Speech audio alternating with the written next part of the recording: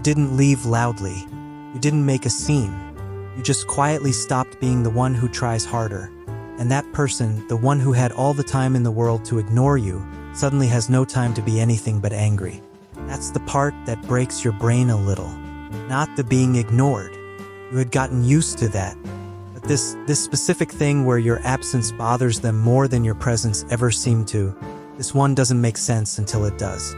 And when it does, it changes how you see everything. Here's what was actually happening the whole time you were chasing. When someone is inconsistent with you, warm one week, cold the next, present when they need something, gone when they don't, your brain doesn't detach. It does the opposite. It locks in. It becomes more focused, more alert, more determined to figure out the pattern. Not because you're weak, because you're human. Uncertainty doesn't repel the brain. Pulls it. You weren't chasing because you couldn't help yourself. You were chasing because the inconsistency itself was designed, consciously or not, to keep you chasing.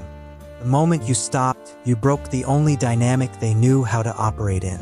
And people don't respond to broken dynamics with reflection. They respond with anger. Picture a fan that's been running in a room for 6 hours. You stopped hearing it at hour 2. It became part of the air, expected, invisible, just there. Something you'd only notice if it stopped. Then it stops, and the silence is the loudest thing in the room. That was you. Not background noise, but treated like it. Consistent enough to become invisible. Present enough to be taken completely for granted. The kind of person they stopped noticing because you never made them feel like they could lose you. And then they could. They don't miss you. They miss the room the way it was, where they had access, where they held the power, where they could disappear for a week and come back to find you exactly where they left you. That room is gone now, and they're furious about it. Stay with me here, because this next part is going to sting a little. You have been this person, not like them, not with that level of carelessness. But there is someone, at least one, who showed up for you the way you showed up for this person. Who reached first every time. Who stayed patient while you were distracted. Who made it easy for you to take them for granted because they never made you feel like you'd lose them. And you let them, not out of cruelty. You just thought they're always there. They'll be fine. People who stay always stay. Until they don't.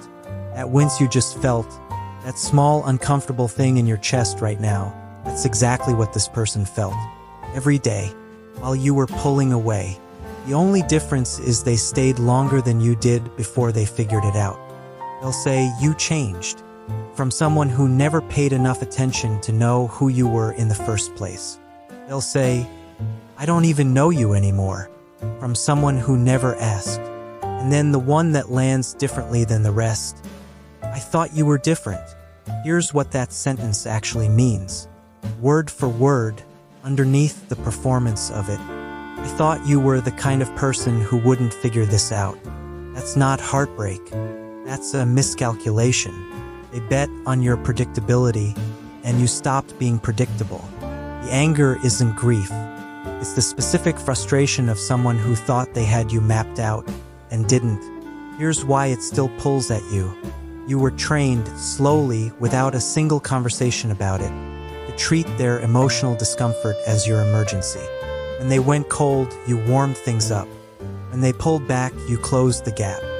When they were upset for reasons that had nothing to do with you, you still found a way to make it your fault to fix. That training doesn't uninstall the moment you decide to walk away. So when their anger hits, your nervous system runs the old program. Fix it. Explain yourself. Make sure they don't think badly of you. Stop. Their anger is not proof that you made a mistake.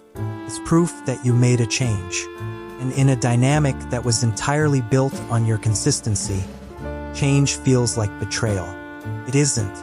And if you're the one who got angry, you already know why. Underneath the irritation, underneath the cold replies, underneath the sudden interest in someone who was always interested in you. You know you didn't show up the way they did.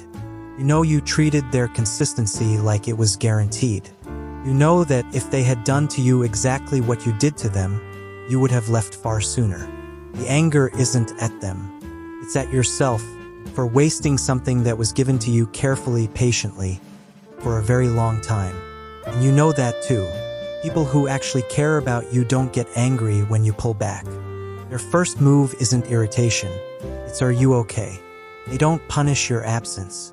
They try to understand it. What you're watching right now, this anger, this sudden presence from someone who had no presence for you. This isn't love finally showing up. This is the dynamic showing its face. Clearly, for the first time, they were never angry at you. They were angry at the moment they realized the one person they never worried about losing had quietly decided. No announcement, no argument, no last attempt, that they had given enough. If they had shown up for you even half as much, would any of this have happened? You already know.